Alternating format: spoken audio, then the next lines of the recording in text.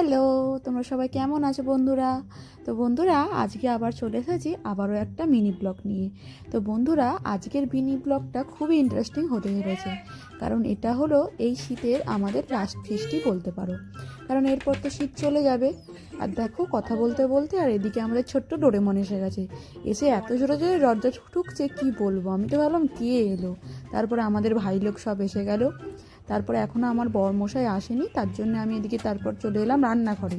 এসে কফিটা আগে থাকতে রেডি করে নিলাম। শীতকাল, একটু কফি না হলে হয়, তার জন্য একটু কফিটা বানিয়ে নিলাম। একটু কড়া করে কফি বানিয়ে নিলাম। তো চলো এবার কফিটা নিয়ে যাই। আর ওদের এক্সপ্রেশনটা তোমরা একবার দেখো, ক্যামেরা দেখে ওরা কেমন হয়ে যাচ্ছে। আর আরেকজন স্যারকে কফি দিয়ে দিলাম। তারপর নিয়ে যাচ্ছি আর একজনকে, তিনি আবার মানে কড়াটে মুখ লোকাচ্ছে, আর ও আবার আমার পর্দায় মুখ লোকাচ্ছে, ক্যামেরায় দেখা যাবে না। তো তারপরে দিয়ে দিলাম কফিটা আমার বড়মশাইকে। তারপর আবার কফি টফি খাওয়ালাম। খেয়ে দিয়ে আমাকে বলছে অ্যাসিড হবে না, তো আমি বলছি অ্যাসিড হলে হবে, কি আছে, সব কিছু খেয়েই মরবো। তো এখনও তো রান্না অনেক বাকি, আর আমি এখন চলে এলাম রান্নাঘরে। তো এবার পরোটাগুলো করে নেবো, কিন্তু পরোটাগুলো করবো একটু অন্য রকমের। সবসময় তো চিকন পরোটা খাই, আজকে একটু চৌকো পরোটা বানাবো। তো দেখো বন্ধুরা, আমি এখন চৌকো চৌকো করে পরোটাগুলো সব বেলে নিচ্ছি। একটু বেলে নিলে ভাজতে সুবিধা হয়, আর এক হাতে তো রান্না।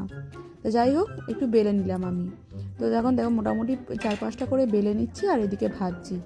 এবার ভাজবো। ডোরেমন আমাদের বললো আমাকে একটু দাও, আমি একটু ভাজি।